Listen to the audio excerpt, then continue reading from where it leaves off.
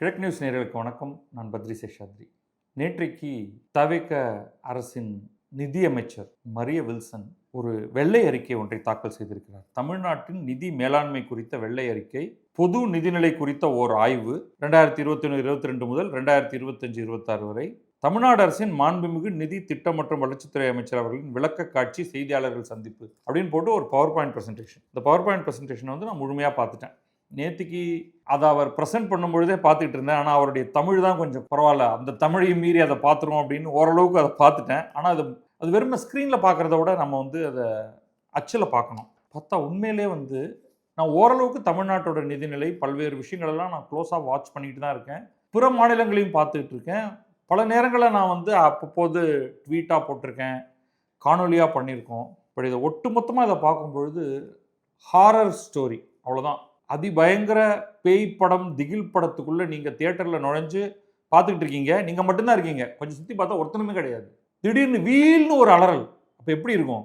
இந்த முன்னாலாம் அந்த மாதிரிலாம் இந்த எக்ஸார்சிஸ்ட் அந்த மாதிரிலாம் சினிமா படம் வரும் இல்லையா, அந்த மாதிரி. இது ஒரு நிறுவனமாக இருந்தால் இந்த நிறுவனத்தை ஊற்றி மூட்டிட்டு போங்கடா, க்ளோஸ் பண்ணிருங்கடா அப்படின்னு சொல்லலாம்.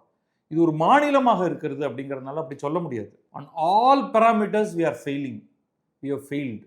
ஆனால் ஒரு புதுசாக வந்திருக்கக்கூடிய ஒரு அரசு, அந்த அரசின் மீதோ அதில் இருக்கக்கூடிய எம்எல்ஏக்கள் மீதோ அல்லது அமைச்சர்கள் மீதோ எனக்கு பல கருத்துக்கள் உண்டு. அவங்க எவ்வளவு தெரிஞ்சு, என்ன படித்து, என்ன தெரிஞ்சு வந்திருக்காங்க அப்படிங்கிறத பற்றியெல்லாம் நான் கேலியாக சொல்வது உண்டு. ஆனால் அவங்க கையில் நம்ம இன்றைக்கி பொறுப்பை கொடுத்துருக்கோம். எப்படி அவங்க இதை சமாளிக்க போகிறாங்க அப்படிங்கிறது தான் இதில் வந்து ஒரு பெரும் திகில். இது வந்து நான் ஒரு சில புள்ளிகளை மட்டும் நான் இங்கே படிச்சிடுறேன். நிறையா இருக்குது, அது நிறைய எல்லாத்தையும் பேச போகிறதில்ல. ரொம்ப முக்கியமாக அவங்க வந்து என்ன சொல்கிறாங்கன்னா, பிற இணை மாநிலங்கள் கோவிட் பெருந்தொற்றுக்கு பிந்தைய மீட்சி காலத்தை தங்களின் நிதிநிலையை சீரமைப்பதற்கு பயன்படுத்தி கொண்ட வேளையில் தமிழ்நாட்டின் நிதிநிலை குறியீடுகள் அதற்கு எதிர்த்து செயலையே நகர்ந்துள்ளன. நமக்கு தெரியும், சமீப காலத்தில் மிக மிக மோசமான ஒரு நிலை அப்படின்னா அது கோவிட் பெருந்தொற்று காலம். உயிர் பயம், டோட்டல் லாக்டவுன், பெரும்பாலான தொழில்கள் முடங்கி போயிருந்தன, இந்தியா முழுமைக்கும் உலகம் முழுமைக்குமே. அப்போ நம்ம எக்கச்சக்கமாக கடன் வாங்கி, மத்திய அரசும் மாநில அரசுகளும் கடன் வாங்கி, தனிநபர்களும் கடன் வாங்கி வாழ்க்கையை ஓட்ட வேண்டியதாயிற்று. அப்புறமா ஒரு கட்டத்தில் ஒரு சின்ன மாற்றம், தடுப்பூசிகள் வருகின்றன, அப்புறமா உயிர் போகிறதுங்கிறது கொஞ்சம் குறையுது, நடுவில் ஒரு சின்ன பம்பு, அப்புறம் குறையுது. அதுக்கப்புறமே ஒரு பெரிய மாற்றம் பொருளாதாரத்தில் வருது. இந்தியாவுடைய பொருளாதாரம் ஒரு பெரிய ரிபவுண்ட் விட்ட இடத்துக்கு வருது. எல்லா மாநில அரசுகளும் அதை நோக்கி போகும்பொழுது தமிழ்நாட்டின் நிதிநிலை குறியீடுகள் மட்டும் எதிர்த்து செயல் நகர்ந்துள்ளன. திமுகவுடைய ஆட்சி காலகட்டம், அந்த ஆய்வுக்குரிய காலகட்டமாக அவங்க எடுத்துக்கிட்டது திமுகவுடைய அந்த 5 ஆண்டு காலகட்டம், 2021-22 முதல் 2025-26 வரை. அதுக்கப்புறமா சென்ற ஆண்டு, அதாவது இந்த ஆண்டோடைய ஆரம்பத்தில் ஒரு இடைக்கால வரவு செலவு திட்டம் கடைசியாக திமுக அரசு தாக்கல் செய்கிறது. அதை ஒரு அனாலிசிஸ்க்கு எடுத்துக்கிறாங்க. ஏன்னா அது வந்து பல பொய்களை உள்ளடக்கி இருக்கிறது அப்படிங்கிறத காண்பிப்பதற்காக. ஒப்புக்காக அவங்க 3 மாநிலத்தை தமிழ்நாட்டோடு ஒப்பிடுகிறார்கள் தொடர்ச்சியாக. கர்நாடகம், மகாராஷ்டிரம், குஜராத். இது வந்து யார் ஆட்சி செய்கிறா, அதில் 2 பாரதிய ஜனதா ஆட்சியில் இருக்குது, 1 காங்கிரஸ் ஆட்சியில் இருக்குன்னுலாம் பார்க்காதீங்க. இணையாக வேகமாக வளரக்கூடிய மாநிலங்கள், ஓரளவுக்கு பெரிய மக்கள் தொகையை கொண்டது. இப்போ மகாராஷ்டிரா தமிழகத்தை விட மக்கள் தொகை அதிகமாக கொண்டது. கர்நாடகமும் குஜராத்தும் தமிழகத்தை விட குறைந்த மக்கள் தொகையை கொண்டது. ஆனால் இவை எல்லாமே தொழில்துறையில் மிக வேகமாக வளர்ச்சி அடையக்கூடிய மாநிலங்கள். கர்நாடகத்தை எடுத்துக்கிட்டால் ஐடியில் பெரியது, அதை தாண்டி எலக்ட்ரானிக்ஸும் இருக்குது. மகாராஷ்டிரமும் குஜராத்தும் பலவிதமான தொழில்களை உள்ளடக்கியது, ஆட்டோமொபைல்லேருந்து ஆரம்பித்து தமிழ்நாட்டோடு ஒப்பிடக்கூடியது. அதனால் இந்த 3 மாநிலத்தை எடுத்துக்கிட்டு இந்த 4ஐயும் வச்சு பார்க்குறாங்க. பார்த்தா திகில் தான், திகில்னா திகில் தான், அவ்வளோ சொல்கிறேன் நான் உங்களுக்கு. உங்களுக்கு இந்த நம்பர் நிறையா கேள்விப்பட்டிருப்பீங்க. நம்ம மாநிலம் என்று ஆரம்பித்து 2021-22 வரைக்கும் மொத்தமாக வாங்கிய கடன் 5 லட்சம் கோடி ரூபாய். அதுதான் நம்மக்கிட்ட வந்து நம்ம புக்கில் இருக்குது. வாங்குவோம் அடப்போம். இப்பொழுதைக்கு வந்து 5 லட்சம் கோடி ரூபாய் இந்த திமுக ஆட்சி உள்ளே நுழைந்த பொழுது கட்ட வேண்டிய கடனாக அரசுக்கு இருந்தது. திடீர்னு ஜெயரஞ்சன் மூஞ்சி ஞாபகத்தில் வந்துடக்கூடாது. உன்னையா கட்ட சொன்ன, வேலை பார்த்துட்டு போ அப்படிங்கிற மாதிரி அவர் சொல்கிறது தயவுசெய்து உங்கள் காதுகளில் ஒலிக்க வேண்டாம். ஏன்னா அரசு தான், நம்ம அரசை பற்றி தான் பேசுகிறோம், உங்களையும் என்னையும் பற்றி பேசலை. இந்த 5 ஆண்டுகளில் அதை அப்படியே டபுள் பண்ணியிருக்காங்க. அதாவது 50 ஆண்டுகள் வாங்கிய கடனும் 5 ஆண்டுகள் வாங்கிய கடனும். வருடத்துக்கு 1,00,000 கோடி ரூபாய் கடன்ல ஓடி இருக்கு வண்டி. அதுலேயும் வந்து சில வருடங்களில் 60,000 கோடி 80,000 கோடி அந்த மாதிரி கடைசியாக போகிறதுக்கு முன்னாடி 1,50,000 கோடி ரூபா கடன் லாஸ்ட் இயரில் மட்டுமே இஷ்டத்துக்கு வாங்கியிருக்காங்க கடன். வருவாய் பற்றாக்குறை இதில் வந்து உங்களுக்கு 2 பற்றாக்குறையை பற்றி குவிக்காக சொல்லிடுறேன். அதுக்கப்புறம் நிறையா சொல்ல வேண்டியது இதில் இருக்குது. நம்ம 2 பற்றாக்குறைகள் நமக்கு உண்டு. எல்லா அரசுமே அதை கவனிக்கும். ஒன்று வந்து ரெவென்யூ டெபிசிட், இன்னொன்று ஃபிஸ்கல் டெபிசிட். இது 2க்குமான வித்தியாசத்தை சொல்லிடுறேன். ரெவென்யூ டெபிசிட் அப்படிங்கிறது வந்து இந்த ஆண்டு நமக்கு வரக்கூடிய வருமானம், இந்த ஆண்டு நமக்கு வரக்கூடிய செலவுகள், அதாவது உடனடி செலவுகள், உடனடி வருமானம், உடனடி செலவுகள். இதில் முதலீடுகள் எல்லாம் வராது, சொத்து சேர்ப்பதெல்லாம் வராது. நீண்ட காலத்துக்காக நீங்கள் பண்ணக்கூடிய அதை கேபிட்டல் எக்ஸ்பெண்டிச்சர்னு சொல்லுவோம், அதெல்லாம் வராது. சம்பளம், பென்ஷன், இந்த மாதிரியான மராமத்து, உடனடி செலவுகள், அந்த செலவுகள் வந்து நீங்கள் கேரி ஓவர் பண்ண முடியாது உங்கள் புக்கில். இதுதான் வந்து ரெவென்யூ டெபிசிட்டுங்கிறது. இந்திய அரசு எல்லா மாநில அரசுகளையும் உள்ளடக்கி என்ன சொல்லுதுன்னா, இந்த நம்பரை முடிஞ்ச வரைக்கும் 0ல் வைங்க. அதாவது உங்களுடைய செலவுகளுக்கு ஏற்ற அளவுக்கு வருமானத்தை பெருக்கிக் கொள்ளுங்கள். வருமானத்தை அப்படியே எடுத்து செலவுகளுக்கு கொடுத்துருங்க. நீங்கள் சேர்க்கலாம் வேணுங்கிற அவசியம் இல்லை. பட் கடன் வாங்கி சம்பளம் கொடுக்க வேண்டிய கேவலமான நிலைக்கு வந்து விடாதீர்கள். 0%ங்கிற இடத்துல இருக்கணும். 0%னா கொஞ்சம் குறையலாம், கொஞ்சம் கூடலாம். இதை ரொம்பவும் சேர்த்து வச்சும் நீங்கள் ஒன்றும் சாதிக்க போகிறதில்ல. ரொம்ப கடன் வாங்கினா நாசமாக போயிடுவீங்க. ஸோ ரெவென்யூ டெபிசிட்டை பொறுத்த வரைக்கும் 0, அதுக்கு கொஞ்சம் இந்த பக்கம் அந்த பக்கம் இருந்தால் பரவாயில்ல. ஃபிஸ்கல் டெபிசிட் அப்படிங்கிறதுல தான் நிறைய மூலதன செலவுகளுக்காக நீங்கள் வாங்கக்கூடிய கடனும் வரும். அது 3% தான் அதுக்கு போட்டிருக்கிற எல்லை. உங்களுடைய ஸ்டேட் ஜிடிபியில், உங்களுடைய மாநிலத்தின் மொத்த உற்பத்தியில் 3% தாண்டாத மாதிரியாக பார்த்து கொள்ளுங்கள் ஃபிஸ்கல் டெபிசிட்டை. இதுதான். இதை நம்ம என்ன நடந்திருக்கு அப்படிங்கிறத பிறகு பார்ப்போம். அது இந்த ஃபிஸ்கல் டெபிசிட் கோவிட் ஆண்டை விட அதிகமாக இருக்குது கடந்த ஆண்டு. ஏன்னா கோவிடை விட மோசமான நிலையில நம்மளுடைய சென்ற ஆண்டு பொருளாதாரம் இருந்தது. அந்த அளவுக்கு கேவலமான ஒரு நிலை ஏன் வந்தது? ஸோ நம்ம 3 முக்கியமான பாயிண்ட் வந்து பக்கத்திலேயே கொடுத்துட்றாங்க. 1, 5 லட்சம் கோடிங்கிறத 10 லட்சம் கோடி என்று டபுள் ஆக்கிய பெருமை. 2வது, இந்த வருவாய் பற்றாக்குறை ஃபிஸ்கல் டெபிசிட் என்பதை கோவிட் பெருந்தொற்று ஆண்டை விட மோசமான அளவுக்கு கொண்டு போனது கடந்த ஆண்டுல. 3வது பெரும் போக்காக அவங்க சொல்றது வந்து மாநிலத்தின் சொந்த வரி வருவாய், SOTR அப்படின்னு சொல்லுவோம், ஸ்டேட்ஸ் ஓன் டாக்ஸ் ரெவென்யூ. இந்த மாநிலத்தின் சொந்த வரி வருவாய் ஆண்டுக்காண்டு குறைந்து கொண்டே வருகிறது. அப்ப சொந்தமாக வரி வருவாயை அதிகரிக்க முடியாமல் என்ன பிரச்சனை? அதோடைய தீர்மானம் என்னன்னா திருட்டுத்தனம். அந்த வரி வருமானத்தை அதிகமாக்காமல் அட்ஜஸ்ட்மெண்ட் பண்ணி சொந்த லாபங்களுக்காக அரசின் வருமானத்தை வீழ்த்தியது. இதுதான் வந்து அவங்களுடைய ஸ்ட்ராங் கன்டென்ஷன். யாரு? தவேக ஆட்சி இதை முன்வைக்குது. சென்ற 5 ஆண்டுகளில் நடந்த மோசம் அப்படின்ட்டு. அப்புறமா அந்த ஹெல்த் பேராமீட்டர்ஸ் ஒரே ஒரு ஒத்த பக்கத்தில் 2021-22லிருந்து 2025-26க்கு எந்த விஷயங்கள் எல்லாம் மோசமாயிருக்கு அப்படின்னு புல்லட் பாயிண்ட் போடுறாங்க. 6 முக்கிய தரவுகள் அப்படின்னு அடுத்து ஒன்று கொடுக்குறாங்க. அதில் நம்ம ஏற்கனவே பார்த்துட்டோம். 10 லட்சம் கோடி ரூபாய் மொத்த கடன், இது அரசின் கடன்.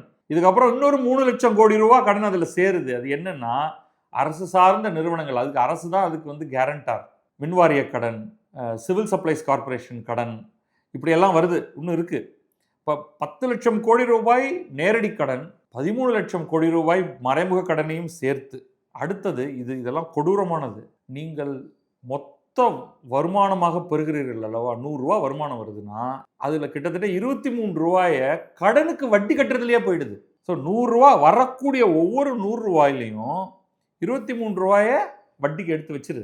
அப்போ மீதியில் எல்லா காரியங்களையும் பண்ணணும். அதில் வந்து உங்களுடைய சம்பளத்திலேருந்து கொடுக்க வேண்டியதெல்லாம் இருக்குது. ப்ளஸ் நீங்கள் மூலதன செலவுகள்லாம் பண்ண வேண்டியிருக்கு. இப்போ எப்படி பண்ணுவீங்க? வருவாய் பற்றாக்குறை வரலாற்றிலேயே இதுவரை இல்லாத உச்சம் அப்படின்னு சொல்லிட்டாங்க கடந்த ஆண்டு மட்டும். அதை விட மோசம் என்னென்னா, இவ்வளோ பெரிய வருவாய் பற்றாக்குறையை வச்சுட்டு இடைக்கால பட்ஜெட் போட்டாங்க இல்லையா போகிறதுக்கு முன்னாடி, அந்த இடைக்கால பட்ஜெட்டில் இதை கடுமையாக வீழ்த்தி விடுவோம் அப்படின்னு ஒரு நம்பர் ஒன்று கொடுத்துருக்காங்க. எப்படின்னா 3%க்குள்ளே கொண்டு வந்துருவோன்னு.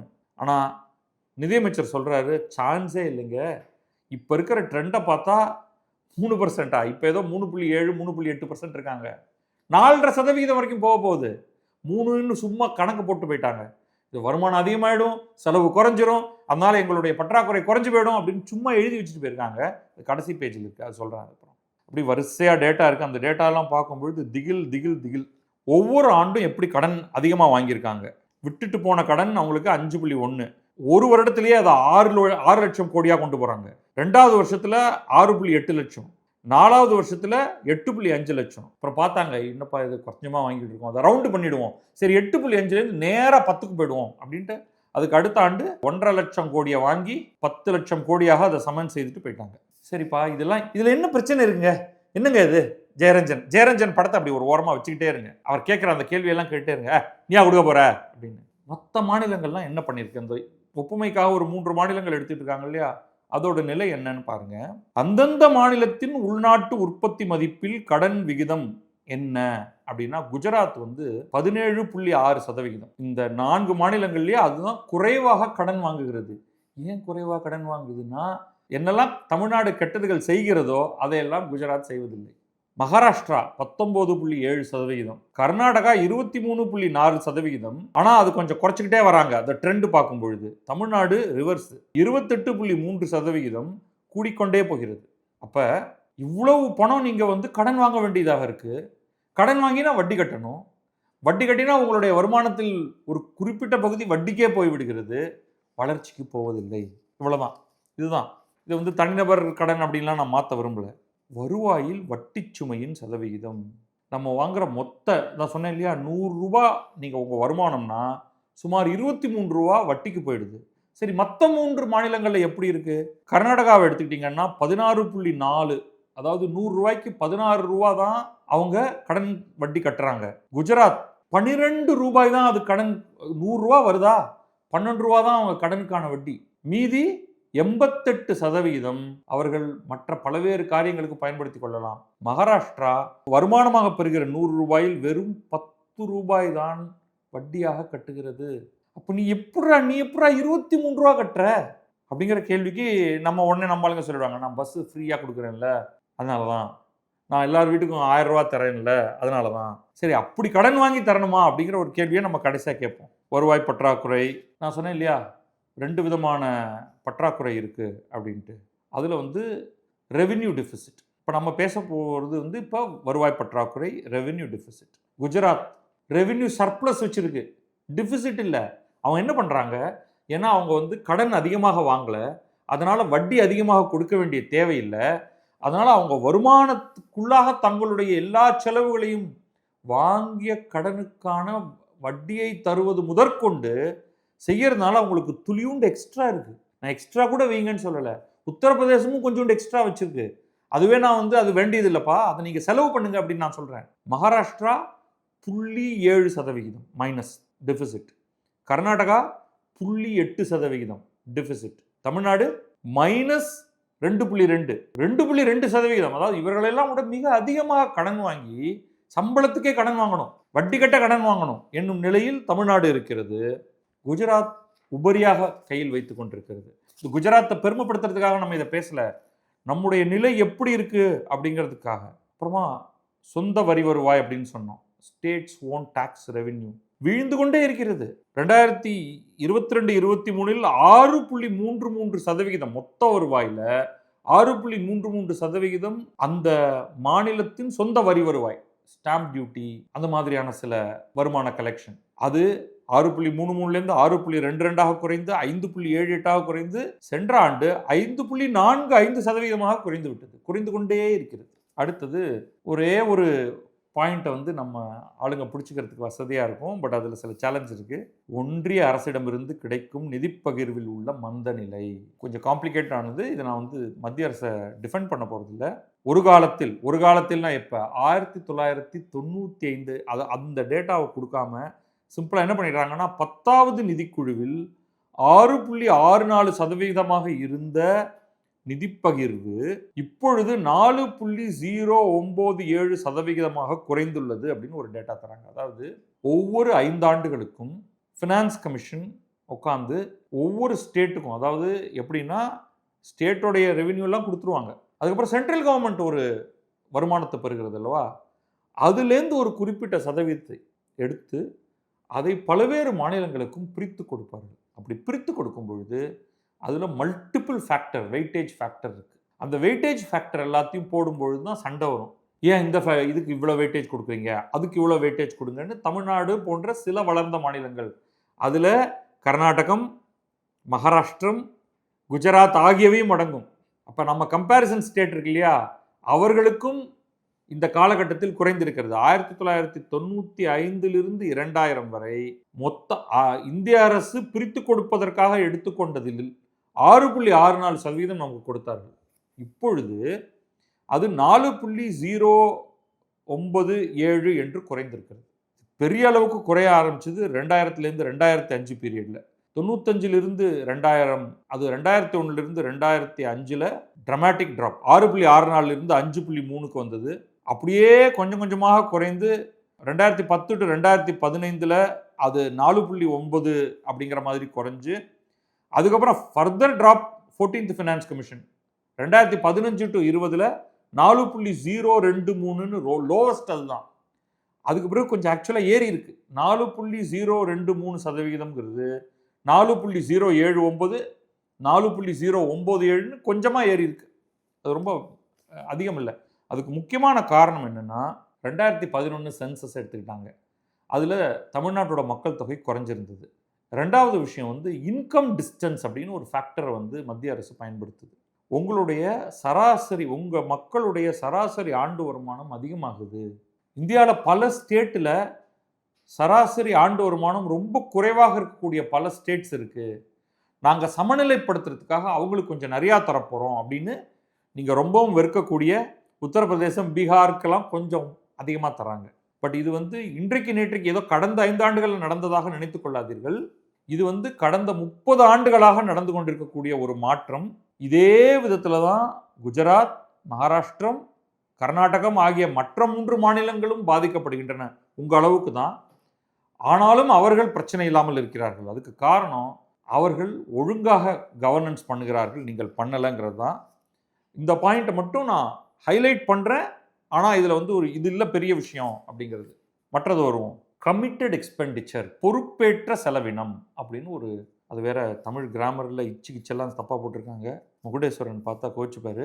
என்ன கமிட்டட் எக்ஸ்பெண்டிச்சர் அப்படின்னா, நீங்கள் கட்டாயமாக செலவு பண்ணியே ஆகணும். இதை இந்த வருஷம் இதை கொடுக்காம இருக்கலாம், அடுத்த வருஷம் பார்த்துக்கலாம்னு சொல்லவே முடியாது. சம்பளம், நீங்கள் அரசு அலுவலகம் ஏதாவது ஒரு வாடகை கட்டடத்தில் இருக்குன்னா அதுக்கு கொடுக்க வேண்டிய வாடகை, மின் கட்டணம், உடனடி மராமத்து செலவுகள், ப்ரொவிஷன்ஸ், இந்த மாதிரி பேப்பர், இப்போ லேசர் பிரிண்டரில் போட்டு பிரிண்ட் எடுக்கணும்னு வாங்குகிற பேப்பர், பென்சில், இது எல்லா செலவுகளுக்கும் நீங்கள் செலவு பண்ணி ஆகணும். இல்லைங்க நீங்கள் வீட்டிலேருந்தே பென்சில் கொண்டு வாங்க அப்படின்னு கவர்மெண்ட் எம்ப்ளாயிட்ட சொல்ல முடியுமா? இருக்கிறத அவங்க எடுத்துகிட்டு போகாமல் இருந்தால் பெட்டர். அந்த செலவுகள் எல்லாத்தையும் நீங்கள் எடுத்துகிட்டு பார்த்தீங்கன்னா கமிட்டட் எக்ஸ்பெண்டிச்சர் எவ்வளவு, மொத்த வருவாய் 100 ரூபா வருதுங்க.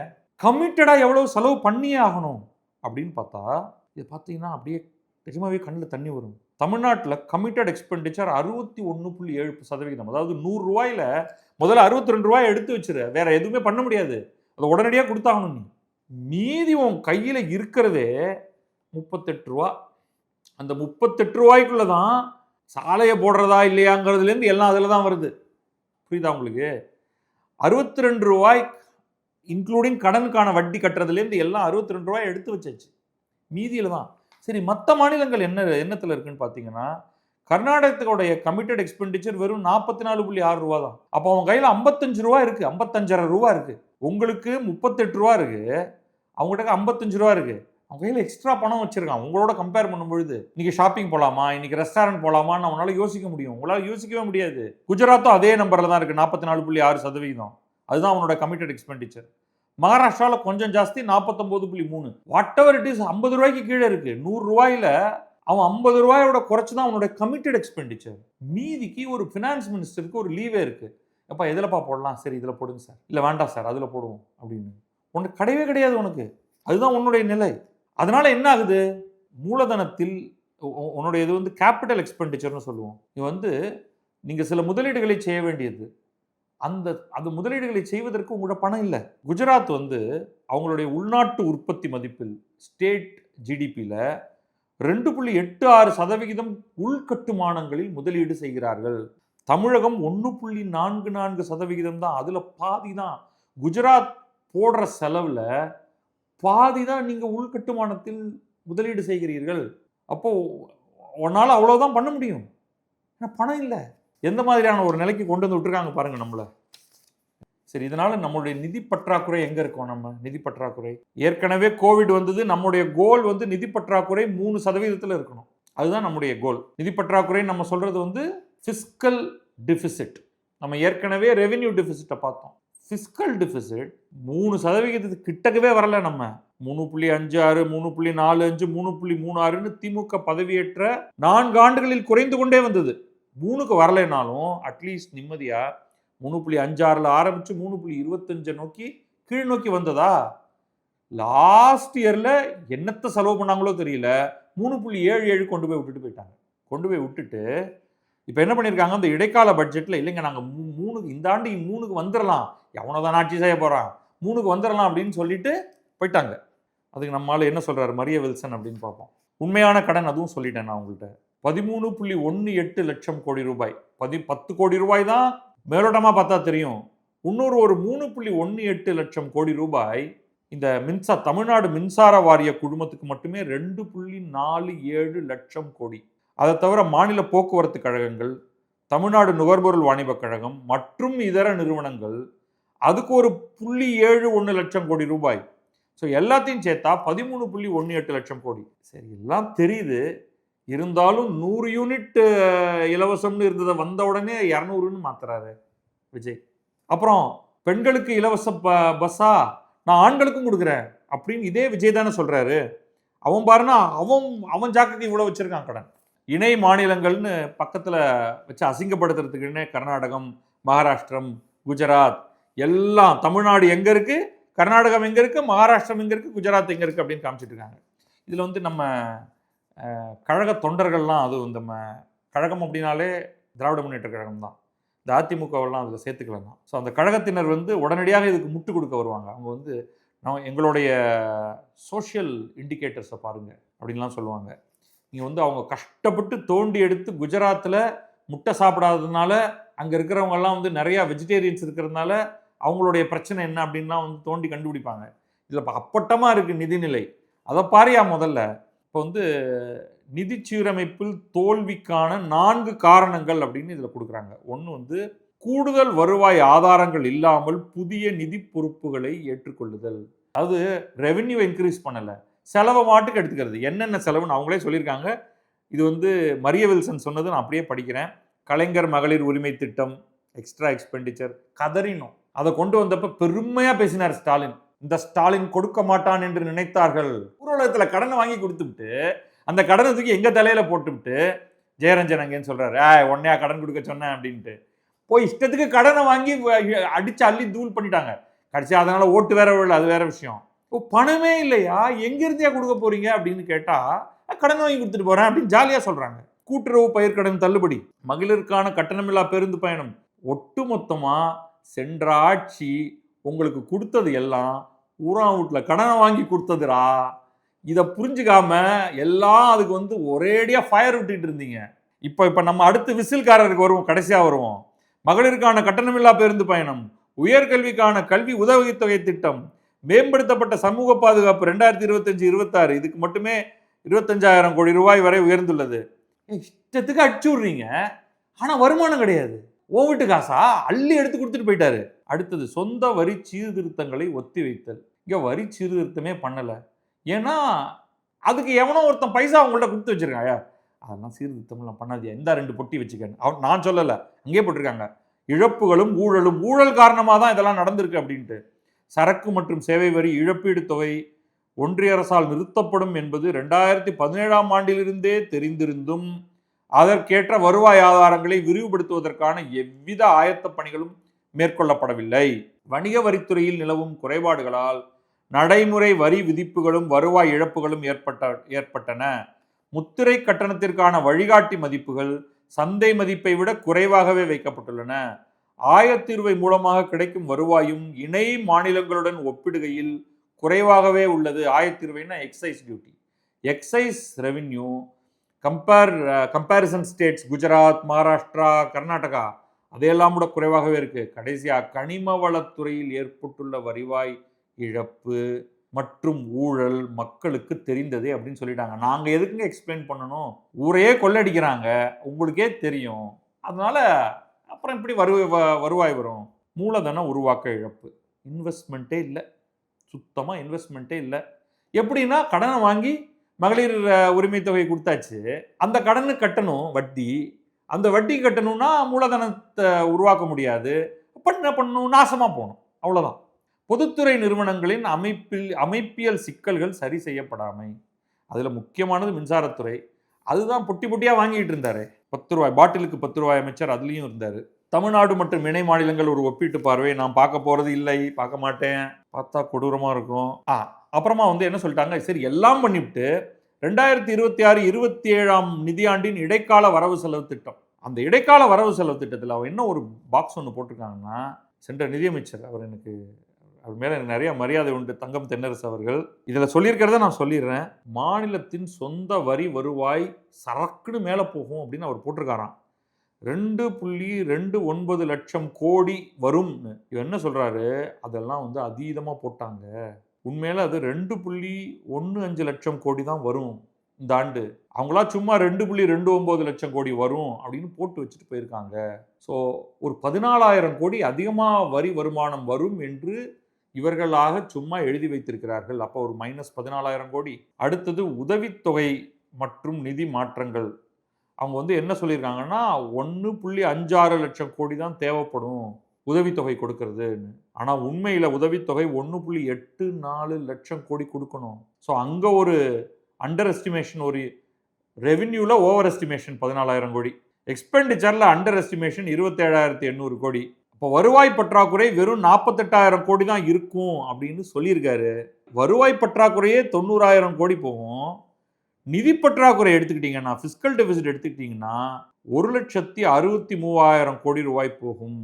அப்போ ஒரு 41,800 கோடி ரூபாயை அப்படி கொஞ்சம் லைட்டாக எக்ஸல் ஷீட்டில் இதை கொஞ்சம் ஏற்று அதை கொஞ்சம் இறக்கு, இந்த நம்பர் இது கீழே கொண்டு வா, 3% காமி, வெற்றி அப்படின்னு சொல்லிட்டு போயிட்டாங்க. இது ஃபினான்ஷியல் ஜகுலரி. இங்கே 2 நம்பரை ஏற்று அங்கே 2 நம்பரை குறை, எல்லாம் நல்லா இருக்குங்க, ரொம்ப ஹெல்த்தியாக இருக்கோங்க அப்படின்னு சொல்லிட்டு போயிட்டாங்க. உண்மை நிலை அது அன்று அப்படின்னு போட்டுட்டு சம்மரி, இந்த சம்மரியோட நம்ம முடிச்சுப்போம். அதுக்கப்புறம் சில கமெண்ட்ஸ் எல்லாம் வேற இருக்கு. 5 ஆண்டுகளில் கடன் இருமடங்கு ஆகியுள்ளது, மூலதன செலவினத்தை விட வட்டி செலவுகள் அதிகமாக உள்ளது, கட்டமைப்பு சார்ந்த வருவாய் பற்றாக்குறை முன்னெப்போதும் இல்லாத அளவுக்கு உச்சத்தில் இருக்கிறது, சொந்த வரி முயற்சி தோல்வி அடைந்திருக்கிறது, பொறுப்பேற்ற செலவினம் வளர்ச்சியை முடக்குகிறது, that is committed expenditure is affecting the growth. உண்மையான கடன் என்பது 10 லட்சம் கோடி அல்ல, 13.18 லட்சம் கோடி அப்படின்னு சொல்லிட்டு வேற நமக்கு ஆறுதல் தராங்க. அதுக்காக பயந்து ஊரை விட்டு ஓடி போயிடாதையா, நீ போயிட்டேன்னா என்ன பண்றது, நாங்கள் இதை எப்படி சரிப்படுத்த போறோம், ஊழலற்ற நிர்வாகத்தின் மூலம் வருவாய் இழப்புகளை சரி செய்வோம் அப்படின்னு சொல்றாரு. எனக்கு நம்பிக்கை கொஞ்சம் குறைவாக தான் இருக்கு. இதெல்லாம் சரிப்படுத்துறதுக்கு 10 வருஷம் ஆகுங்க.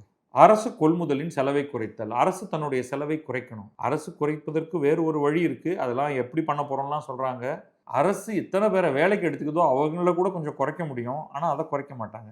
பொதுத்துறை நிறுவன சீர்திருத்தம், மின்வாரியம் முதற்கொண்டு எல்லாத்தையும் சீர்திருத்த போறாங்களாம். Best of luck. தற்போதுள்ள அதிகாரங்களை பயன்படுத்தி வருவாயை அதிகப்படுத்துதல், செலவினம் நுகர்வை விட மூலதனத்தை அதிகரித்தல், கன்சம்ஷனை விட இன்வெஸ்ட்மெண்ட்டை அதிகரித்தல். பார்க்கலாம். நேர்மையான நம்பகமான வரவு செலவு திட்டமிடல். நேர்மை நம்பகம் செய்வார்களா அப்படின்னு பார்ப்போம். வெளிப்படைத்தன்மை, பொறுப்புடைமை, சீர்திருத்தம். It's a very good document. இந்த டாக்குமெண்ட்டை நீங்கள் குறையே சொல்ல முடியாது. நீங்கள் வேறு கட்சியை சேர்ந்தவராக இருக்கலாம், அவர் திமுகவை வாட்டி வதக்கியிருக்காரு அப்படிங்கிறது உண்மை. இந்த டாக்குமெண்ட்டு உண்மையிலேயே இதை அவங்க பட்ஜெட் ஸ்பீச்சில் கட்டாயமாக இதுதான் பட்ஜெட் ஸ்பீச்சில் ஒரு கோர் பாயிண்ட்டாக இருக்கும்னு நான் நினைக்கிறேன். சட்டமன்ற கூட்டத்தொடர் வரப்போகுது இல்லையா, அதில் கவர்னர் ஸ்பீச்லேயே இது வந்துடும். முந்தைய ஆட்சி மிக மோசமான முறையில் தமிழகத்தை விட்டு சென்றிருக்கிறது அப்படின்னு இருக்கும். இப்போவே நானே சொல்கிறேன், எழுதி வச்சுக்கங்க. அதுக்கப்புறமா அதை எப்படி மாற்றப் போகிறோம் அப்படிங்கிறது. இதுக்கு தங்கம் தென்னரசு முன்னாள் நிதியமைச்சர் அவர் திட்டாரு. தமிழ்நாட்டு நிதிநிலை குறித்து ஏற்கனவே நிதிநிலை அறிக்கையில் தெளிவாக விளக்கி கூறப்பட்டிருக்கிறது. நானே சொல்லிட்டேன்ப்பா, நீ என்ன புதுசாக ஒன்று சொல்லியிருக்க அப்படின்னு சொல்லிட்டு இந்த அரசு தனது நிர்வாக திறமையின்மையாலும் ஆழம் தெரியாமல் காலை விட்டு அளித்த வாக்குறுதிகளை நிறைவேற்ற முடியாத இயலாமையாலும் புஸ்வானமாக மாறிவிட்டதை மறைக்க ஹைப்பேற்றிய அறிக்கை ஒன்றினை வெள்ளை அறிக்கை என்ற பெயரில் வெளியிட்டு அதனையும் ஃபிளாப் ஆக்கியிருக்கிறது. கொடுத்த வாக்குறுதிகளை நிறைவேற்ற சொல்லி பொதுமக்கள் தெருவுக்கு வந்து போராட தொடங்கி விடுவார்களோ என அஞ்சி அவர்களின் கோபக்கணலில் இருந்து தப்பித்துக் கொள்ளும் உத்தியாக தங்களின் இயலாமையை மறைக்கவே இந்த வெள்ளை அறிக்கை வெளியீட்டு நாடகம் நடத்தப்பட்டிருக்கிறதே தவிர வேறு எதற்கும் அல்ல. இது வெறும் ஸ்டேட்மெண்ட். எனினும் உரிய விளக்கங்களை விரைவில் விரிவாக கூறுகிறேன் அப்படின்னு சொல்லியிருக்காரு. அதுதான் முக்கியம். அப்ப இதுல இருக்கிற என்ன எண்ணிக்கையை வந்து அவங்க வந்து தப்புன்னு சொல்ல போறாங்க அப்படின்னு பார்க்கணும். ஏன்னா இது ரொம்ப சாலிடா உருவாக்கியிருக்காங்க. அதனால அதை மறுக்கிறதுங்கிறது அவ்வளவு எளிதல்ல. என்ன ஒரே ஒரு தான் சொல்ல முடியும், எங்கள் தலைவர் வாக்குறுதி கொடுத்துட்டாரு, நாங்கள் செஞ்சாகணும், அதனால நாங்கள் கடன் வாங்கினோம். அது தவிர வேற வழியே கிடையாது இந்த இடத்துல சொல்றதுக்கு. இது நடுவில் ஜெயக்குமார் இவர் குறுக்க மறுக்க ஓடிட்டு இருக்காரு அப்படின்னு சொல்லுவாங்க இல்லையா, ஏன் நீ ஏன்டா குறுக்க மறுக்க ஓடிட்டு இருக்க அப்படின்னு. அதிமுக கேம்லேயே கிடையாது. அவங்களுக்கு வந்து என்ன நடக்குதுன்னே தெரியல. தினம் ஒரு ஆள் வெளில போயிட்டு இருக்கான். இவரும் தாவேகாவை குறை சொல்லணும், ஆனால் திமுகவையும் பாராட்டக்கூடாது. அதனால வந்து எதையெல்லாமோ சொல்லிட்டு திமுக அரசால் உருவாக்கப்பட்ட நிதிச்சுமையை சுட்டி காட்டுவதை தாண்டி அதை சரி செய்வதற்கு தங்களிடம் இருக்கும் வழிகள் என்னையோ. ஒரு மாசம் ஆயிருக்கியா, ஃபர்ஸ்ட் இந்த வெள்ளை அறிக்கை கொடுத்துருக்காங்க. முதல்ல நீங்க படிச்சு புரிஞ்சுக்கிட்டீங்களா? அவங்க என்ன பண்ணணுங்கிறத வந்து இதை மேலோட்டமா சொல்லியிருக்காங்க. பட் அது ரொம்ப கஷ்டம். அதுக்கு போய் இவர் பிடிச்சி திட்டுறாரு. தமிழ்நாட்டில் தற்போது நிலவும் சட்ட ஒழுங்கு சீர்கேட்டை திசை திருப்பவா, மாற்றத்தை எதிர்பார்த்து ஏமாற்றமடைந்த தமிழக மக்களுக்கு டிவிக அரசின் மீது உண்டான வெறுப்பை திசை திருப்பவா, இந்த வெள்ளை அறிக்கையை கொடுக்க கூடாதுங்கிறீங்களா? அதான் சொல்றேன், ஜெயக்குமார் வந்து பேசாம உட்கார்ந்துட்டு இருக்கலாம். தொடர்ந்து திமுகவின் தவறுகளுக்குள் ஒளிந்து கொள்ளாமல் மக்களுக்கான அரசியலை செய்யுங்கள். ஆச்சரியக்குறி என்று சொல்லிக்கொள்ளும் அரசின் செயல்பாடுகள் அனைத்தும் கேள்விக்குறியாகவே உள்ளது. நான் வந்து ஜெயக்குமாரை கம்ப்ளீட்டாக இக்னோர் பண்ணிடுவேன். சொல்ல முடியாது, திடீர்னு அவரும் ரிசைன் பண்ணிட்டு அவருமே போய் தாவேக்கல போய் ஜாயின் பண்ணிடுவாரு. பட் ஃபேக்ட் வந்து என்னதான் நீங்க சொன்னாலும் தமிழ்நாடு ஒரு டிசாஸ்ட்ரஸ் ஃபிஸ்கல் சிச்சுவேஷன்ல இருக்கு. இதுலேருந்து வெளியில வரணும் அப்படின்னா எப்படி அது வெளில வரப்போறாங்க அப்படிங்கிறதுக்கான ஒரு 10 அம்ச திட்டத்தை நம்ம எதிர்பார்க்கிறோம். என்னை பொறுத்த வரைக்கும் நான் சிலதை சொல்லுவேன். ஆஸ்டெரிட்டி மெஷர்ஸ், வயித்தை இருக்க கட்டிங்க, செலவை குறைங்க, அள்ளி வீசுறதை நிறுத்துங்க, டார்கெட்டடாக உங்கள் சப்சிடி எல்லாத்தையும் டார்கெட்டடாக மாற்றுங்க. பொங்கல்னா 1000 ரூபாயை வச்சுக்கோ, எல்லாருக்கும் 1000 ரூபா. அவன் காரில் வந்து இறங்கி ரேஷன் கடையில் போய் செலவத்தால் 1000 ரூபாய் வாங்கிட்டு போகிறான். அவ்வளோ கோபம் வருது. ஏன் ஊரெல்லாம் கடன் வாங்கி வீட்டுக்கு எல்லா பெண்களுக்கும் 1000 ரூபா தரேன், அவங்களும் வாங்கிக்கிறாங்க. அப்புறம் இதுக்கு உதவித்தொகை தரேன், அதுக்கு தரேன். இப்போ நீங்கள் என்ன பண்ணுறீங்க, தாலிக்கு தங்கம் தரேன், அதெல்லாம் முந்தைய அரசெல்லாம் கொடுத்துட்டு இருந்தது ஏடிஎம்கே. இவங்க அதெல்லாத்தையும் நிறுத்தி தான் இதை கொடுத்தாங்க. இப்போ நான் வந்து தாலிக்கும் தங்கம் தரேன், விரலுக்கு மோதிரம் போடுறேன், கழுத்தில் ஒரு செயினும் போடுங்க, இருப்பில் தங்க அரணா கயிறு கட்டி விடுங்க. சம்பந்தமே இல்லாமல் மாமா சீரு அண்ணா சீரு. எங்கேயா பணம் இருக்கு? நீ முதல்ல வருமானத்தை அதிகப்படுத்து, கடனை குறை, அதுக்கப்புறமா கொடு. ஊரில் இருக்கிற மற்ற மாநிலங்கள் எல்லாம் உருப்படியாக நடந்துகிட்டு இருக்கும்போது நீங்களே சொல்றீங்க, நான் சொல்லலை. குஜராத், மகாராஷ்டிரா, கர்நாடகா அப்படின்னு அப்படியே போறீங்கல்ல, அதை பாருங்க. இதுலையுமே அவங்க சொல்றாங்க, ஒரு சில மோசமான ஃபிஸ்கலி பேட் ஸ்டேட்னு ஒன்று இருக்கு. மற்றொரு அண்டை மாநிலமான கேரளம் ரேஞ்சுக்கு போயிட்டு இருக்கோம் அப்படிங்கிறாங்க ஃபிஸ்கல் இதில். நான் சொல்லலை, எல்லாமே இதில் போட்டிருக்கு. கேரளம் மாதிரி, பஞ்சாப் மாதிரி, இந்த மாதிரிலாம் வந்து அதீத கடன் வாங்கக்கூடிய, நானே இன்னும் 2-3 சொல்லுவேன். இமாச்சல பிரதேஷ் மாதிரி, இந்த மாதிரியான நாடுகள், இந்த மாநிலங்கள் மாதிரி இருக்காதீங்க. உங்களுக்கு நல்ல ஒரு முன்னோடி மாநிலங்கள் இருக்கு, அதை பின்பற்றுங்கள். எனக்கு இதுக்கு மேலே வந்து இதை இன்னும் நிறையா பேசலாம். இதை பற்றி ரொம்ப ரொம்ப ரொம்ப டேஞ்சரஸான ஒரு பிரிசிபேஸ்ன்னு சொல்லுவோம். ஒரு பெரிய மலை உச்சிலேருந்து கீழே இப்படி விழுந்தா அவ்வளோதான், அதில் பாதாளத்தில் போயிடக்கூடிய ஒரு இடத்துல இருக்கும். இவ்வளவு பொட்டன்ஷியல் இருக்கக்கூடிய மாநிலம். தயவு செஞ்சு தவிர்க்க, நீங்கள் யாரை கூப்பிடுவீங்களோ, எந்த அறிவுரையை ஏற்றுக்கொள்வீர்களோ, யாருடைய ஆலோசனையெல்லாம் கேட்பீர்களோ, கொஞ்சம் இதை ஓரளவுக்கு கட்டி பிடிச்சி நிறுத்தி இந்த ட்ரெண்டு, இந்த நான்சென்சிக்கல் ட்ரெண்டை நிறுத்தினீங்கனாலே நீங்கள் பாராட்டுக்குரியவர்களாக ஆவீர்கள். நான் வந்து இப்போ இருக்கிற நிதியமைச்சர் மேலே எனக்கு வந்து அவர் வந்து பலவிதமான கேலிகள் எல்லாம் செய்யணும்லாம் நான் வந்து நினைப்பேன். ஆனால் அதெல்லாம் சொல்ல போகிறதில்ல. முதல்ல நீங்கள் இதை சரிப்படுத்துங்க, உங்களுடைய எல்லா தவறுகளும் மறக்கப்பட்டு விடும். நன்றி, வணக்கம். நான் பத்ரி சேஷாத்ரி. இது கிழக்கு நியூஸ்.